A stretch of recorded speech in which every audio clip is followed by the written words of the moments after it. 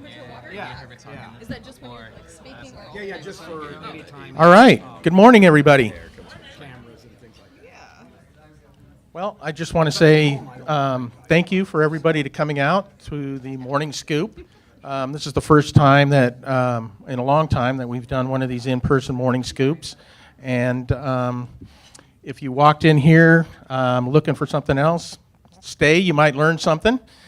We got a distinguished panel here today. And you know, what we're going to talk about is, you know, Phoenix is one of the most polluted cities in ozone and particulate pollution, and how that disproportionately affects low-income communities and people of color. And we're also going to talk about moving to clean energy practices and policies, and how that can improve air quality and lung health. But first, I'd like to thank our sponsor, Arizona Coalition for Change, and we have Reginald Bolding here. Good. And I'm going to turn it over to Reginald Bolding, Dr. Reginald Bolding, for a few remarks about his organization. He's the co-founder of Arizona Coalition for Change, what they're about, and why we're here today. All right. So first, good morning, and thank you, everybody, for being here. The Arizona Coalition for Change is a nonprofit community power building organization that focuses on civic engagement, leadership development, and ensuring that in our community, everyone has the ability to actually make a change. You don't have to be an elected official to make change. Individual community members can come together and create change. And today, the Arizona Coalition for Change is sponsoring this event with the campaign Clean Energy, Clear Lungs. Right now, what we know here in this country is that asthma health, lung health, respiratory health is a severe public health crisis. And for many folks in communities of color, they are suffering from a number of respiratory diseases. And when you really take a step back and look at it, it's time to truly have a conversation about how does air quality, air pollution play a direct impact and role in communities. And this campaign is a statewide campaign focused on this issue and talking about, you know, what we can do to move the community and move our state forward. Thank you. Right on. Thank you, Reginald. I don't think I introduced myself. I'm Gary Grotto. I'm the executive editor of the Arizona Capital Times. And I would like to introduce our panel. And we'll start over here with JoAnna Strother. She's the Senior Director of Advocacy at the American Lung Association in the Southwest. And as I introduce the panelists one by one, I'm going to ask if they could just give a few opening remarks, tell a little bit about themselves and their organization, and any other opening remarks you'd like to give. So, JoAnna, the floor is yours. Yeah, well, thank you. Thank you all for having me. Thank you, Dr. Bolding. The American Lung Association is the oldest voluntary health agency, so we've been working for clean air and public health issues for over 100 years. The American Lung Association puts out a wide range of reports because we want to make sure we educate the public about what they're putting into their lungs, what we're breathing, and how important that is. And really the next generation, which really is what we're going to talk about, air quality and the stuff we're talking about today. Really, the problem is we need to clean up our air pollution today, but also for future generations. So the Lung Association has really been putting their voice to that for quite a few years, and happy to be here. Thank you, JoAnna. And next we have Will Humble. He's the Executive Director for the Arizona Public Health Association. Will? Thanks for the introduction and the invitation today. The Arizona Public Health Association, we're almost 100 years old. We were formed in 1928, so we're coming up on our 100th year anniversary, and we're a membership organization, and so most of our members are people who work at county health departments, some people that work at state agencies, a lot of folks who actually work at community health centers, some of the Medicaid health plans, other organizations, for example, SRP is one of our organizational members who's here today. So our primary goal is to help inform good public health policy, and that goes into two buckets. One of which is what we call legislative advocacy, and so that's trying to help the state legislature to make better decisions on a whole range of public health issues. Same thing goes really at the federal level. The other bucket of work is what I call administrative advocacy, and that's trying to get state agencies to make better decisions. Not that you need to change the law, but for example, if you think access should be covering a wider range of medications in their formulary, as an example, we do that kind of advocacy to try to get the state agencies to make better administrative decisions. And so those are the two buckets of advocacy that we do, and that's really our primary mission. All right, thank you, Will. And everybody met Reginald and Aaron Lieberman. He is the executive director, or I'm sorry, he's the former Arizona lawmaker and CEO at Buzze Incorporated. Great to be here. Great to be here with a lot of friends, and I love sitting on a panel with someone I can call Dr. Bolding now, which is very, very exciting. I was in the legislature. I served on the Natural Resources Committee. Actually, my chairwoman is sitting over here, Gail Griffin. I still believe my bill that she heard and voted for in committee was the only Democrat bill she's ever heard. So I take a lot of pride in working with Gail on that, and it was about clean energy, actually. I'm now the CEO of Buzze, and it's a company focused on trying to get 1 million electric vehicles on the road. Our goal is quite specifically to let low and moderate income people get into electric vehicles and others by overcoming the barrier of home charging. And I'm excited to talk about the Inflation Reduction Act, the impact it's had, and some of the tax credits that are available that people may not know or realize. It's actually incredible from an environmental justice point of view. What was built into the Inflation Reduction Act, specifically targeting low and moderate income communities, is an enormous and somewhat untapped opportunity. So I'm excited to share more about that with everybody here today. All right, thank you, Aaron. So let's get this started. JoAnna, the American Lung Association puts out a yearly report. I think it's called State of the Air. Came out in April. Yes. What is the state of the air in Arizona right now? Yep, sure. So the American Lung Association does publish a report called State of the Air. We have for almost 25 years. This April will be 25 years since we've put out that report. So we can document the history of air quality and air pollution here in Arizona and, of course, across the country. What we see with State of the Air is that Phoenix ranks 5th most polluted when it comes to ozone pollution and 13th when we look at particulate matter, and that's specifically PM 2.5. We know that ozone and particulate matter are, first of all, they're two of the most dangerous and widespread air pollutants. And really, it contributes to a wide range of negative health impacts, everything from asthma attacks, heart attacks, strokes, but can even lead to lung cancer and premature death. And so with this report, we rank cities and we rank the counties. Maricopa County is the 7th most polluted county in the country. And what we do is we want to educate people about why this is so important, why air pollution, be aware of it. Sometimes you can't always see it, sometimes you can, being here in the valley here in Phoenix. But we want to make sure that people know what they're breathing into their lungs and how to protect themselves. So, I mean, we live in the big city. Why is it so important to know about air pollution? We know, we're breathing this stuff in. Is that to me? Either one of you will, or Well, so JoAnna mentioned the two primary air pollutants that we're concerned about today. Back in the day, it was carbon monoxide and some of these other contaminants that we've addressed through policies with catalytic converters and so forth.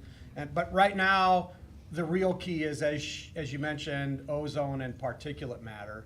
And so the thing that's so damaging about we're 13th in particulate matter, but I would argue that even though we're 13th there compared to, what do we say, 6th for ozone, it's arguably worse.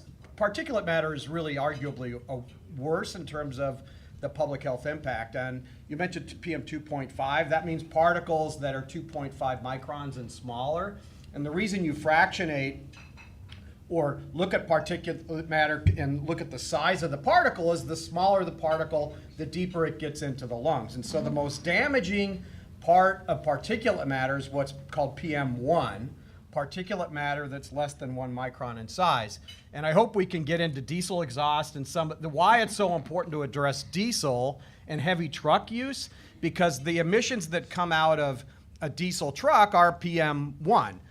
Which compared to agriculture, when you see a big dusty field being plowed and a big cloud of dust that comes across, that's mostly the larger particles that's bad.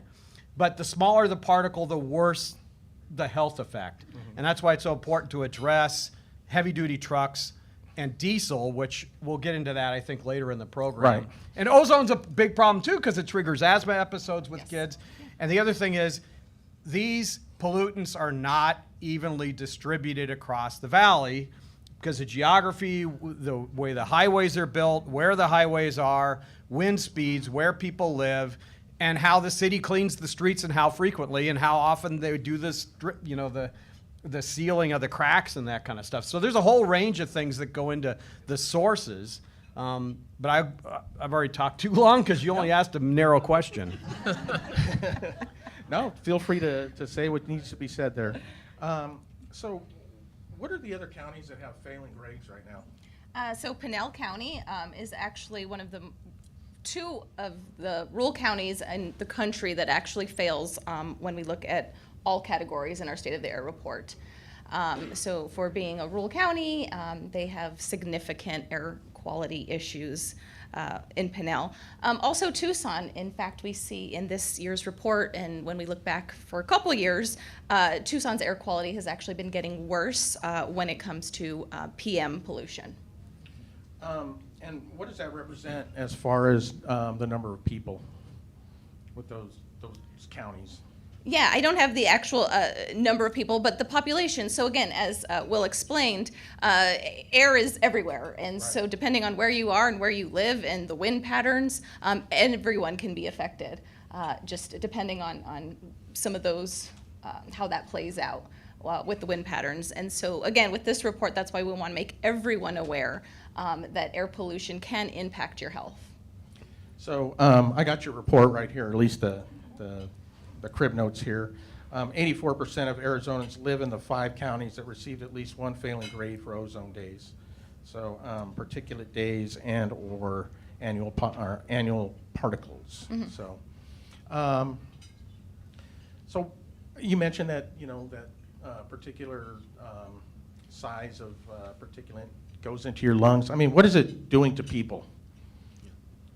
Well, yeah, so one of the things that I definitely want to double down on and double click on is, as we talk about, particularly, and as we talk about air pollution and where it's positioned in the valley is something that I think is extremely important for us to have the conversation. The Clean Energy, Clear Lungs campaign is focused primarily on Black and brown communities who are living near, highways, who are living in communities where there's not a lot of tree shade cover, canopy cover, which is having direct causes and impacts on our kids. And I can tell you, I remember walking into a after-school program, and walking into that program, what I saw was on the table was a number of asthma inhalers, and that sort of represented the number of kids who were at the after-school program who had asthma, and that's a significant issue.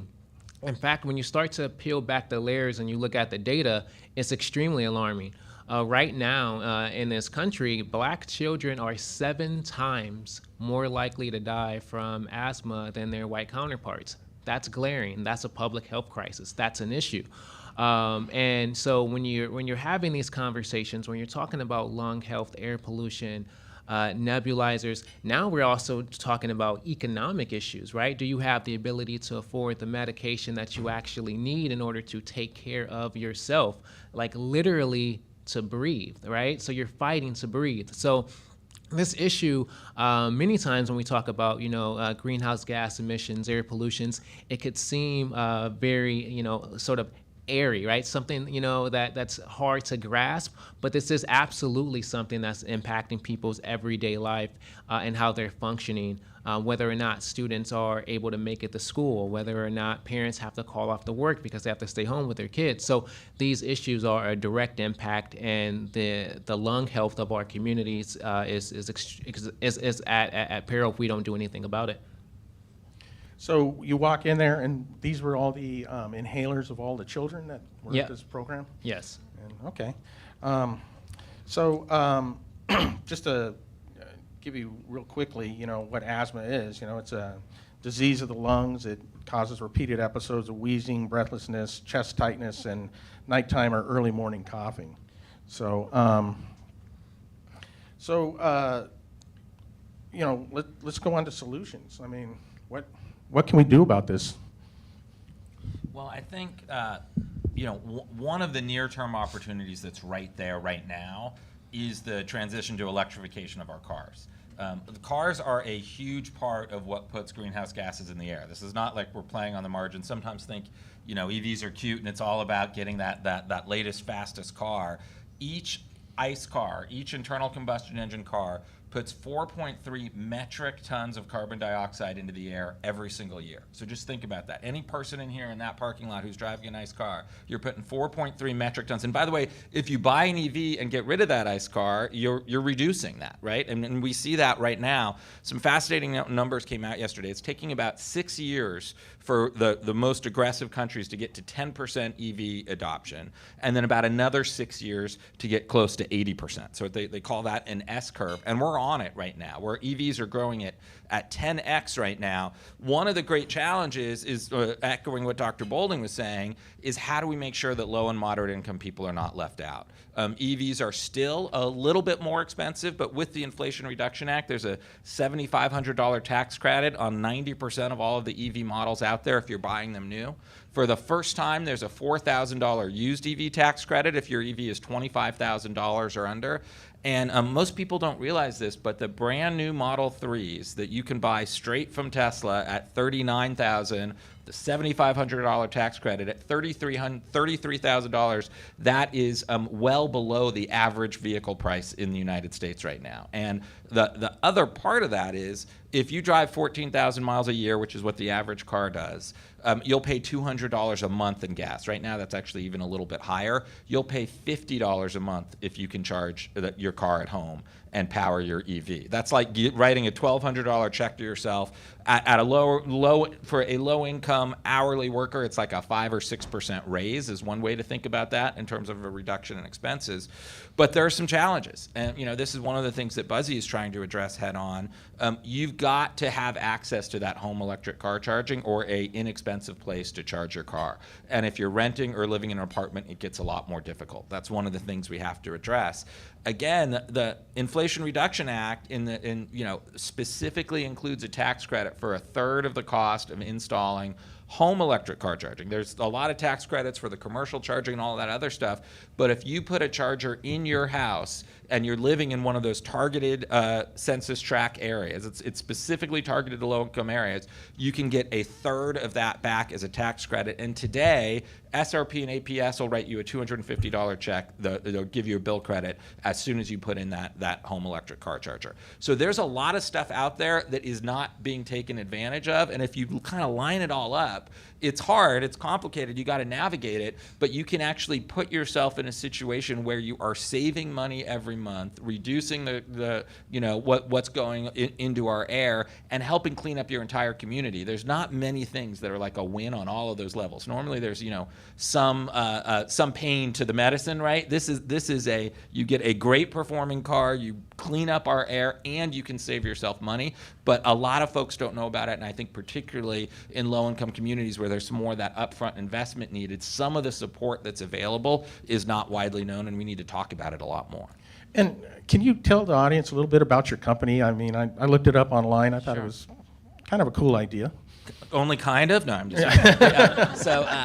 kidding. We have a very simple idea, which is that if you go and put in a home electric car charger, a 240-volt charger, I bought my first EV about 15 months ago. Unexpectedly, I found myself with some time on my hands, so I could really dive into this whole EV thing. And when I got the charger hooked up and I plugged it in that first night, I realized I needed about one night a week. If you have a 240 volt, the littlest Bolding scholar is leaving the building. We want to wish her well at her. Another future Dr. Bolding is walking out over there. the reality is most batteries are 200 plus miles of range. You usually I drive about 20 miles a day. So EV home chargers actually sit unused 95% of the time. The idea of Buzze is to let neighbors who might be renting their house, they might be living in an apartment, they can find you through our app, they can come over and charge. We actually meter the charge so we know exactly how much power they're using at your house through the car, and we charge them and we pay you a little bit more than what the electricity costs you. It's basically the idea of the sharing economy to help get more EVs on the road. Okay. Thank you. So, Will, JoAnna, both of you you had a press conference the other day on Route Zero. How did that go, and what is Route Zero? Yeah, so earlier this week, the Lung Association hosted and the Public Health Association sponsored a Route Zero press conference that is to call on the EPA and the Biden administration to strengthen the trucks rule. This is for medium and heavy duty trucks. Because we know that while trucks make up 1/3 of our on-road vehicles, they're actually responsible for about 60% of those emissions. And again, we mentioned the transportation sector is one of the leading sectors for polluting our air. And so the more we can do to clean up, so we're calling on EPA, we're calling on the Biden administration that we need to take action now, and again, to protect our health. And so you talked about solutions. There is a solution. It's on the table. EPA's drafted the rule. It's ready to get finalized. And basically what it would do is set, for the first time in 20 years, emission standards for the overall fleet of trucks that the manufacturer sells. And it gives a lot of time for these manufacturers to do the research and development and come up with the technologies to clean up their fleet. I think for the heavy trucks, it gives them till 2032 such that 25% of the trucks that they sell will be zero emission. And there won't be, I don't think they're gonna be batteries like with cars. They'll be like hydrogen fuel cells and things I don't even really understand, but engineers do. And engineers, if you give engineers a task and give them the resources that they need to solve a problem, they will. And that's what this bill will do, is tell the companies you've got to achieve these objectives by 2027. Some of the benchmarks are 2027, some are 2032. And then hold the companies accountable for cleaning up those fleets. And if you put the R&D into it and put your engineers on that task, I'm confident that for most of those fleet standards that have been put out over the years, they've achieved a lot more than they said they could achieve at the beginning. So that was our press conference, really, is just asking EPA to finalize that rule and get it into place so that the companies can start planning their resource allocation, their research and development, and start tasking their engineers to really press their foot down on the metal and get the technology in place so that we can clean up the trucks. Because as you mentioned, the diesel exhaust is such a huge component of the particulate matter in certain parts of town, especially where the freeways are. But it's also a huge source of greenhouse gas and some, I think, low-hanging fruit. So that's what we were there. And that's actually a practical solution. One of the things I think you said at the press conference is, like, that EPA, you talked about stuff's going to work like tomorrow. It's working like right now to get emissions down and get electric vehicles on the road. This heavy and medium duty light truck rule by EPA is really about our kids. I mean, I'll be gone by the time, because fleets have to transition out. It's not like the old trucks leave immediately. It's that the new trucks are coming on cleaner, and we'll see big benefits in the 2030s and 2040s from this kind of rule. So this is about having the back of our kids, the way I look at it. And how's the trucking industry taking to that, as far as you know? I don't work at EPA, so I only see the emails and stuff. So I don't really know. Okay. But I have to say, it's not like these rules are super aggressive. I mean, 25% of the trucks being sold by 2032 need to have, and they're making some of these fuel cell trucks now. You might know more about it. I mean, they're making them now. And the technology is improving a lot. And this research is happening worldwide. It's in Europe and stuff too. It's not just technology that's being developed solely in the U.S. There's a full court press effort, especially in Western Europe, to improve some of these technologies because they're interested in this stuff too. Right, and you want to get down to zero emissions. You'd like to see us get down to zero emissions. Tailpipe. Because anytime you drive a truck or a car on a road, you're going to get non-point source emissions. But the tailpipe part of it, yeah. Okay. So, you're talking about the EPA. I mean, what state policies would put us on the road to this? Yeah, so I mean, I'll start. I mean, I do think that is extremely important. Just if we begin to just level set for a second here, when you take a step back and you look at some of our current policies on the books, it really causes you to scratch your head. So in 2010, the state implemented a state law which prohibits state agencies from monitoring greenhouse gas emissions. So state agencies can't even monitor what greenhouse gas emissions we have. So how do you even begin to create a solution if you are not allowing your state agencies to have the ability to really look at what the impacts are and what those negative impacts could be? So, I think that, first and foremost, that is something that, we have to have a real conversation about repealing about. I think absolutely there has to be a repeal there. And granted, right, you have divided government, right? Yeah, so yes, you can definitely clap that up, right? No, right, you have divided government, and I recognize in order for you to get at that place, you need to have everyone in the room, but I think we can all come to a consensus to say, in order to solve any problem, you have to first know what you're dealing with, and to prevent yourself from having the opportunity to get all of the facts, you're preventing yourself from having the ability to really take on that issue or solve that solution. So, that's some of the things that we have to do.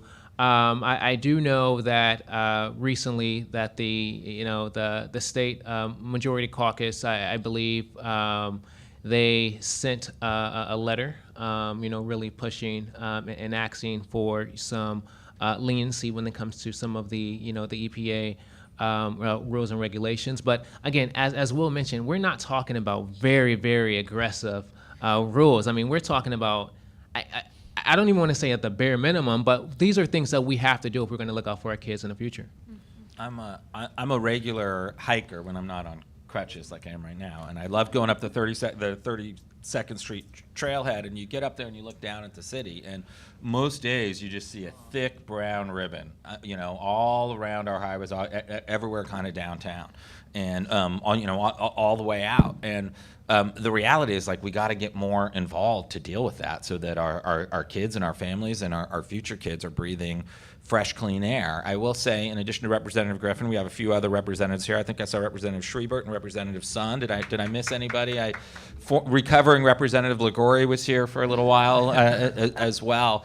But I think there are things the legislature can kind of do and look in on this. That green energy bill that I had went through the House. It was to try to get innovative solutions to partner with our grid providers like APS and SRP for a couple $1 million a year. But when you help make, the point is they have to partner in with the big electric providers, you can really get to innovation fast. And the reality of the situation in what's happening here is that renewable sources of energy, the power generators, are now cheaper than any other source. And you're quickly seeing the market move to that sort of adaptation. We've got great goals set by APS, SRPs, set some really good renewable goals. If you look at and include Palo Verde as a renewable source, I think we're close to 50% renewable generation right now here in Arizona. So we're again, and we got a lot of sun in this state. I don't know if you've noticed. Like we're playing a winning hand if we can get everybody together.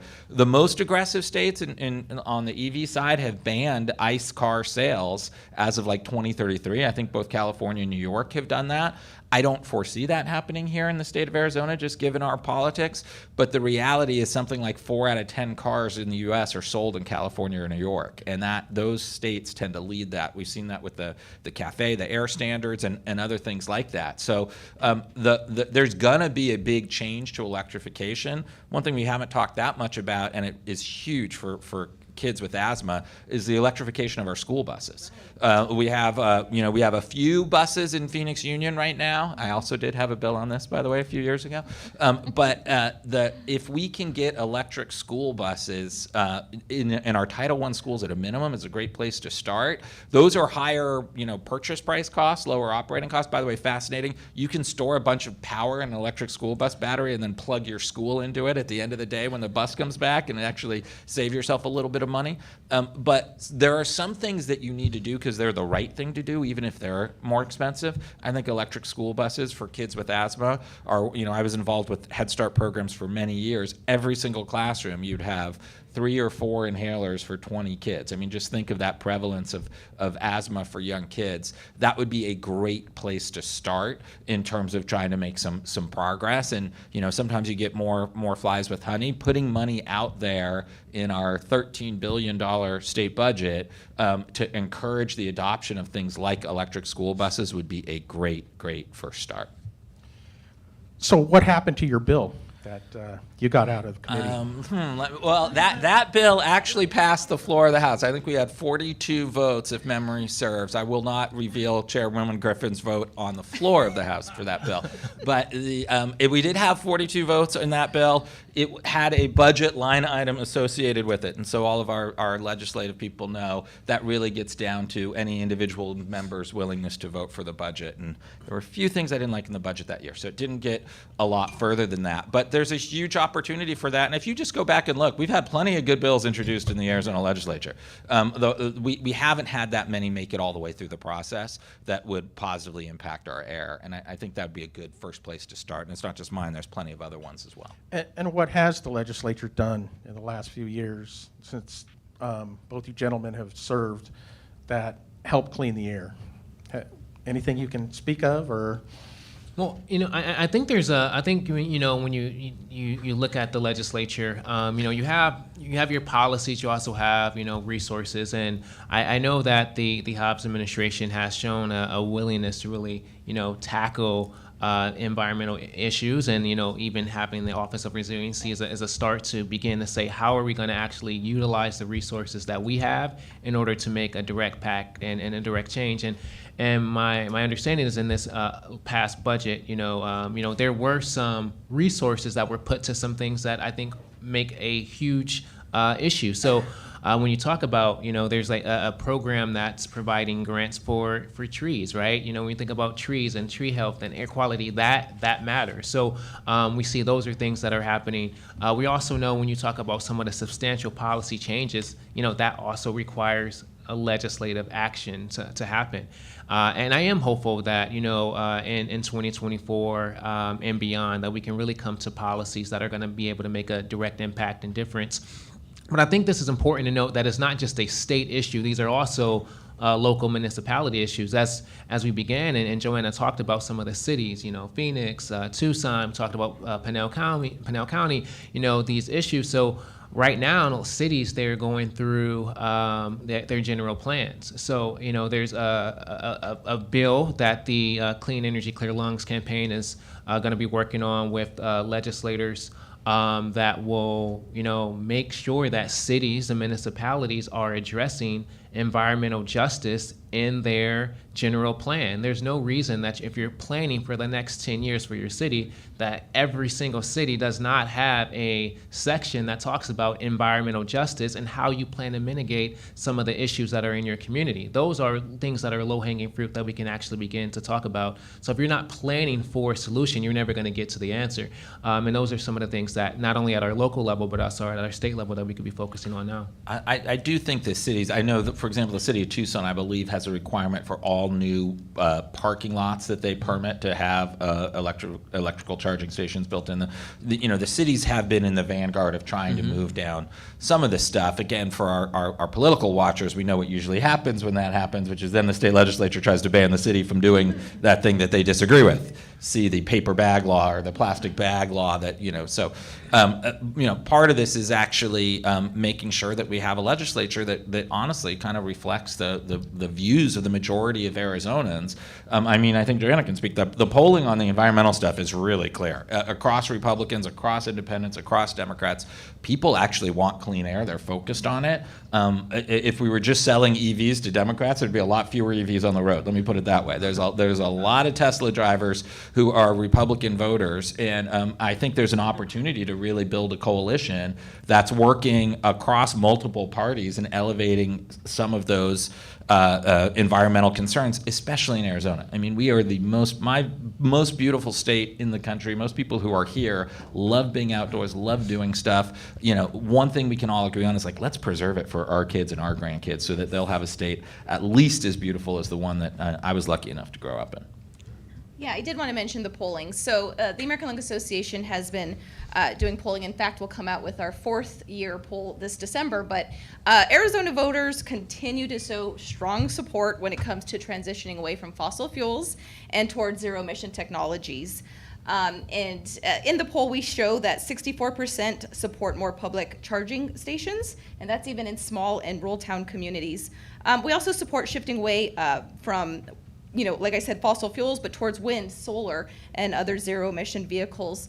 The electric school buses is a really big thing, and we talked a little bit about the IRA, but there are large investments made by the federal government that now can come down into states. And states really need to take advantage of some of this and really implement stuff that can work here. I know we're looking at transitioning school buses, transitioning our fleets, medium heavy-duty fleets. All of this plays an important role to cleaning up the air. And the Lung Association plans to keep public health at the forefront of this conversation. We think it's really important to do so. Now, when you ask somebody if they're, for charging stations, more charging stations, cleaner air, and that sort of stuff, everybody is. Now, do their answers change, or do you know if their answers change once you mention, the price of electric vehicles and so forth? It's interesting on the charging station side of things. A lot of money in the Inflation Reduction Act is the goal is to have a charging station, I think, within every 35 miles of every 35 miles on the interstate. It's pretty close to every exit in rural areas, or pretty close to that. And the Hobbs administration has submitted their plan to the state to get that funded. There's a lot of commercial providers who can do that. So, that's not really coming out of their pocket. We have seen, actually, at Buzze, we surveyed about 400 EV drivers. We oversampled Arizona in that. By the way, Arizona, I think, is number 6 per capita in EV usage across the United States. So we're people are voting with their feet and buying cars. Usually the warmer weather places do better from an EV perspective. It was interesting in that survey, 40% of the EV drivers didn't have a charger at home. And when we asked them why, 30% said, well, I rent my house. About 25% said they live in apartments. There's some overlap there. Almost 40% said it was too expensive.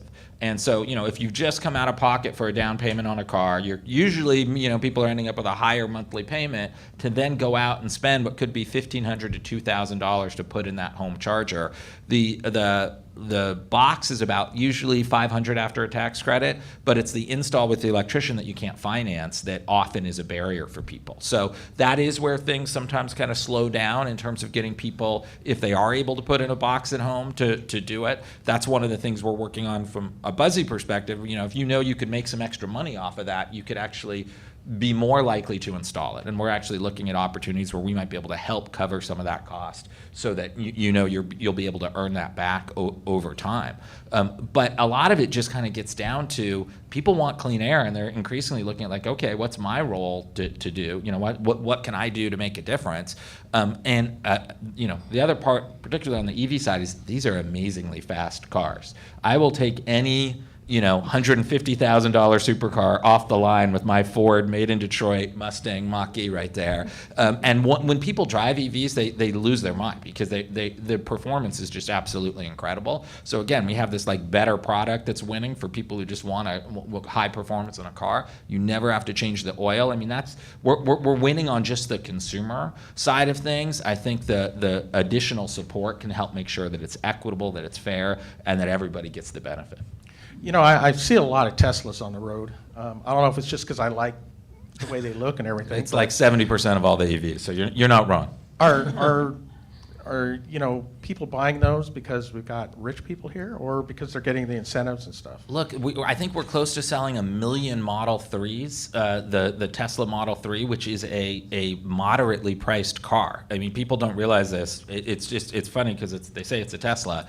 Again, at $33,000 with the tax credit off the lot, go look at what else you can buy for $33,000 as a new car. And most people honestly would just say, Tesla is just a better car that they have. Now, $7,500 of that is that tax credit. The tax credits used to be, I think there were 200,000. You could get, each manufacturer could get a $7,500 tax credit on the first 200,000 that they made. Tesla hit that years ago. The new tax credit, when they redid it for the Inflation Reduction Act, first of all, they income capped it. So if you're making as a couple, I think over 350,000, you can't get it. This isn't to help, wealthy people. By the way, I love the idea of income testing public benefits. I think we could all get behind that here in this state. But they also capped the price point. So it has to be $85,000 or under for an SUV, $55,000 or under for a sedan. But if you meet those requirements, if you're not making an incredible amount of money and you're buying a lower priced EV, you get the tax credit 100% of the time. So all of these Tesla Model 3s will qualify, and that's really what's happening. But I will say, it's not just the Teslas. I mean, Tesla was 90% of the EV market 2 years ago. GM is starting to roll out. Toyota's about to have a big rollout of a bunch of EVs. The Mustang, the Mach-E for Ford, Austin has been the best seller. We have a place up in Cottonwood, and our little dirt road coming right at me was a Ford Lightning F-150, an electric F-150 that one of my neighbors up there had purchased because they love the performance of the car. And that's what we're kind of starting to see again and again and again. So we really haven't touched on, how poor air quality disproportionately affects, low-income communities, people of color, and so forth. I think you just touched on it a little bit earlier. So, what is to you environmental justice? Yeah, I mean, when you talk about environmental justice, we're talking about a whole host of things. We're not only talking about, air quality. We're not only talking about, energy efficiency, access to, opportunities, as Aaron mentioned, with regard to having the ability to actually afford, new technologies that are going to be made available. And I know when we're talking about energy, we have not actually hit on some housing aspects, and this is actually one of the things that the CECL campaign is working on. So I can remember growing up, and we had a air conditioning unit, one of those air conditioning units that actually that sat outside. You would put it in the window, and then you would plug it in. There's many people who currently still have those, and when you're turning on that air, you're wondering, why is it constantly going on all day? Because you never can actually fill up. You can never actually get the temperature that you want inside of the house. So you're just constantly, utilizing and burning energy. I mean, this just happened over and over, and you don't think about, like, okay, why is my energy bill so high? It's because you never cut off the AC, and you're never going to get the temperature that you need, just because the insulation, it doesn't work. So one of the things that I think that we could do immediately from a state legislative standpoint is really look at energy efficiency programs for low-income communities.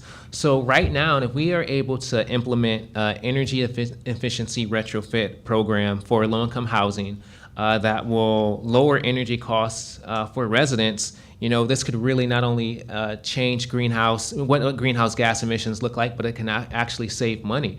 So there's, we're building like crazy here in Arizona. So now we have to think about, how do we build smarter? And thinking about opportunities like this, where we can actually save people resources. We could also make our environment much more healthier, and we could provide people who are in communities of color and people of color opportunities to actually, take economic impacts to help lower their output costs. So for me, environmental justice ranges from, not only the policies that we implement, it's the air that we breathe, it's the economic output, and it's the opportunity that we're giving people. And I think as a state, we've shown the commitment, or at least we've said that we want to have a commitment to equity, and equity in all forms. And literally, environmental justice should be an area that we should be able to work together to make a solution. I just we haven't talked about the Corporation Commission yet today. We talked about the legislature a lot, haven't we?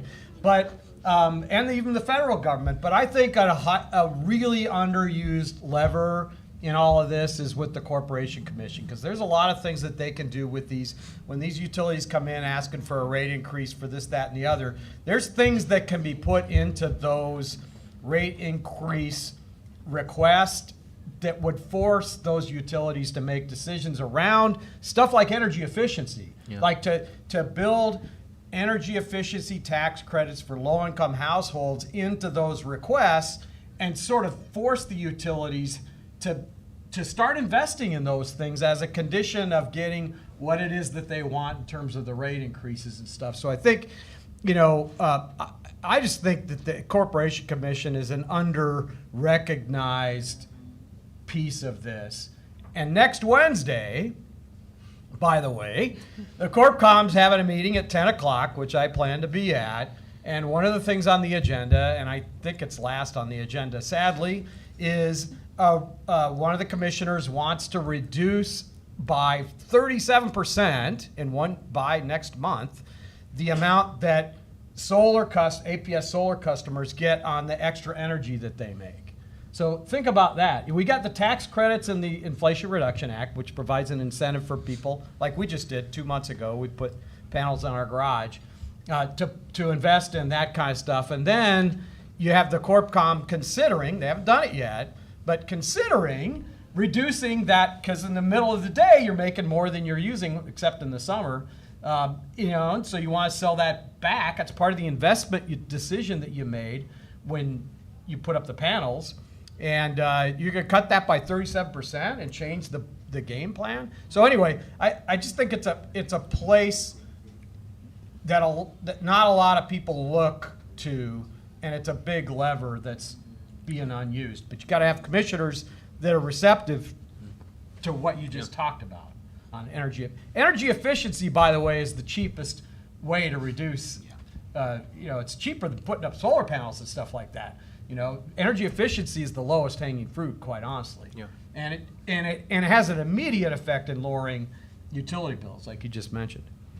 So are you going to speak at this meeting? Well, I'm going to go, but you only get 3 minutes, which is less than what I just used. I was going to say, what are you going to tell them? I think we just heard your 3 minutes. So we talked a little bit the other day when we met before this that, there's a pretty good chance that, the legislature may swing in the next election. What do you think is the first thing that a Democratic-controlled legislature should do? I'll leave it to our former majority leader. Unfortunately, it was the minority leader. Yeah, I know. I'm sorry, minority leader. I wish he was the speaker. Yeah, I wish he was the speaker. I still remember that district that we lost. Me too. So I think there's a number of things, right? When you look at the Inflation Reduction Act and what you saw in D.C., I think we don't have to reinvent the wheel. It really talks about how can you make those direct investments, incentivize folks, and create solutions today. So I think that there's a lot of parallels that we can actually look at than what we saw at a federal level. I mentioned a couple of the pieces of legislation that I think that we should be jumping into. I think there's things called in California they have something that's called a statewide green zone bill, essentially. Where you're targeting communities in these green zones, where you're looking at what are the resources that are currently available there in those communities, what are the regulatory tools that are used there, what's tree equity scores, what are opportunities for green jobs. So I think that the Hobbs administration, the state of Arizona, has had a economic focused issue. So I think that the administration would probably do something that's going to be focused on how do you create more green jobs for communities. Right now when you look at our education system, we're always trying to prepare the next pipeline of leaders to take on jobs. And when you talk about green jobs, these are high-paying jobs that people have the ability to jump into right away. So providing opportunities to create incentives to create more jobs, I think, is something that would be at the top of any Democratic administration's list. I mean, I honestly, just repealing the letting state agencies measure greenhouse gases would be certainly a good day one thing to introduce, and I would hope we would get votes on both sides of the aisle for that, and just to start to kind of get in the game. Again, you can see what other states have done. I think Dr. Bolding makes a really good point. A lot of that is around encouraging and enhancing federal investment. Sometimes they call those Me Too programs, where the states also support and put money behind them. We've seen that in education. We've seen that in other areas where if you have a system to allocate resources, you can just put more state dollars behind that. I think there's honestly a ton of opportunities that would have a pretty broad level of support. Again, I love the incentive programs that are giving people reasons to go out and do stuff and make changes, and to kind of put that honey out there that gets people excited about making the change that you want them to see is a great strategy, and what I think could be used here. I think giving the cities freedom to make their own decisions. I mean, I really do believe in local control. The best answers are usually in the heads of the people closest to the problem, and letting cities and towns start to figure out how they want to address these issues is a good first step. There was one issue that I wanted to bring up, and I'm bringing it up. Chairwoman Griffin brought this up with me, and it was in a letter that Dr. Bolding referenced. What they'll say, and I'm pointing to you two because you guys are the real experts with decades in this area. It's some version of 80% of the pollutants in our air are blown in from other places. So kind of why does it matter? What are we going to do? What's the public health response to that? Is it true, by the way? Well, I think that decisions need to be made at all levels, first of all. So all of us can play a role in cleaning up our air. So from consumers to local, state, federal. There are issues everywhere, but there are issues here in Arizona that we can tackle, and I think we talked about some of those solutions. I'll mention that a big talking point is that during the pandemic, there was less passenger vehicles on the roads, and our air quality improved. And while that's sort of true, it did improve very mildly during maybe that March month. What happened is that there were more diesel trucks on the roads because they were delivering all of our goods. And so, we see that electric vehicles can clean up our air, and so, but the trucking actually, there really wasn't that pause because the trucking industry really, came in. Plus, we were heading into our summer ozone season, which just kind of multiplied the issue there. And so I think that while there are other sources outside of Arizona, there are sources here in Arizona that we can clean up, and that's what we need to focus on. I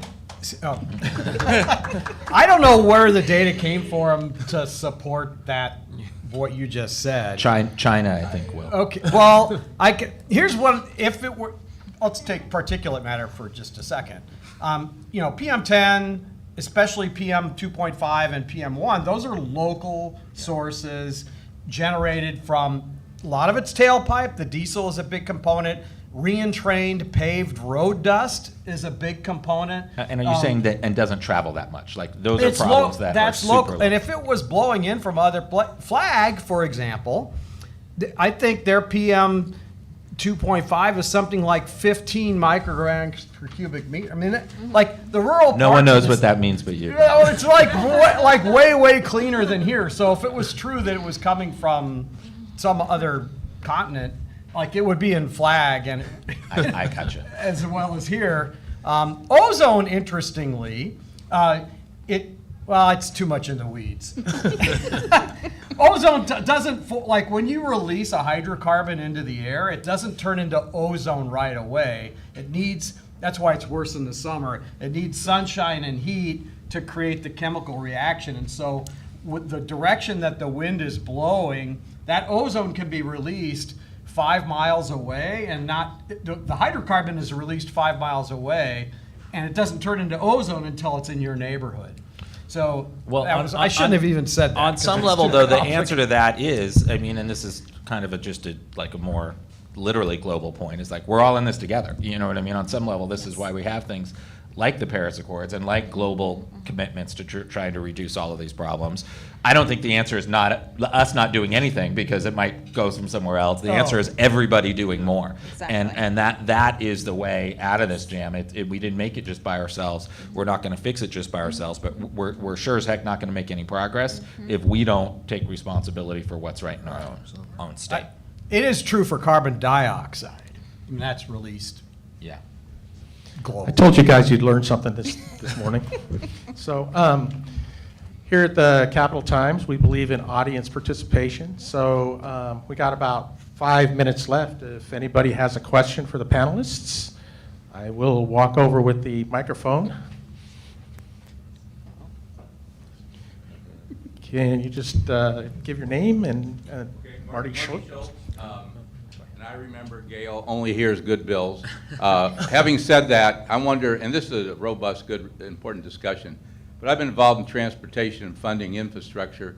Aaron, would you and others be willing to talk about additional support through electric vehicle owners for the roads, because they don't pay on gas tax and the other registration fees, and they do drive on the roads, and we need to make sure that infrastructure is good. It is a real issue, and it has actually been addressed in some of the blue states and how the EV drivers are going to pay for their share. I'll tell you personally the deal I would make. Let's index the gas tax to inflation, and then let's make sure there's some role that we're capturing for EV drivers are driving on the same highways, and they should be contributing to our thing. Again, for years here, we actually took all of that money and did something else with it anyways, but now that we've been spending our money from the gas tax on the roads, there does need to be some equitable way to make sure, as EV drivers, we're probably 2% of the cars in Arizona right now, but it's becoming more and more, and there needs to be some solution that looks at that, and that could become on registration fees. Different people have done it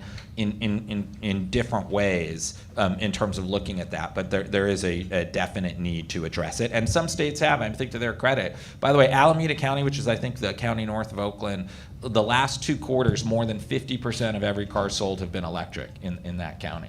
And so it's just really interesting to see as we kind of get up that S-curve. Most people estimate that like the gasoline consumption peaked in 2019. You know what I mean? We've really started to turn a corner that sometimes people think it's like all out in the future. Like it's happening right now.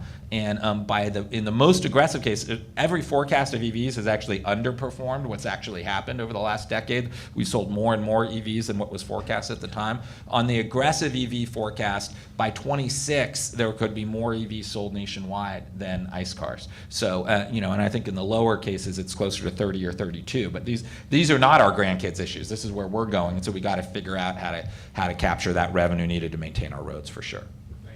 So I got time for one more question.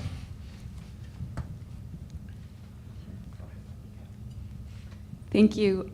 I was wondering if you would talk a little bit about the cost of inaction. We hear a lot about the costs of making changes, but the cost of inaction relative to our air, the cost of inaction relative to climate, and some of the health costs associated with doing nothing. Yeah, sure, I'll take that. Thank you, Sandy. The cost to our health, it's hard to put a number on our health, right? But what we know is that when air pollution here in Arizona reaches unhealthy levels, it causes asthma attacks. And there's a direct correlation between asthma attacks and on days when air reaches unhealthy and people going to the emergency room. And so that has an impact. We talked about our low-income communities, our communities of color, people on access. And so when that happens, it puts a stress too on our healthcare. So there is, what are we going to do when we don't clean up our hair? Some of our reports document the public health savings from cleaning up our hair. In fact, with our Zeroing in on Healthy Air report, we find that if we transition to electric vehicles, and that's combined with a non-combustion electricity grid, we can save $15.1 billion in public health benefits, and that's just here in Arizona. So the cost of it, I don't want to put a cost on our health. It's hard to say, our lives are worth so much more. So why not act? We talked about so many solutions here. And again, I think that everybody can play a role in cleaning up our air. So if we don't act, it's going to be a lot worse. And we're going to have children with asthma, we're going to have people with lung cancer, and we're going to have people die prematurely from breathing in our poor air quality. All right, thank you, JoAnna.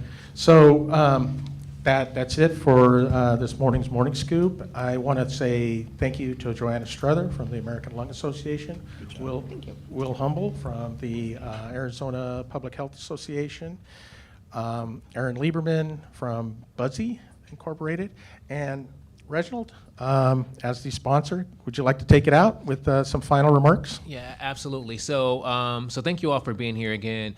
The Arizona Coalition for Change absolutely encourages everyone to visit the website cleanenergyclearlungs.org to learn more about the campaign. There's also flyers here to just learn a little bit more about the campaign. The executive director, Sana Mohammed, is here along with our policy organizer, Jeremy Garrett, to talk a little bit more about the campaign. So thank you all so much, and thanks for being here. Thank you. Thank you for coming, everybody.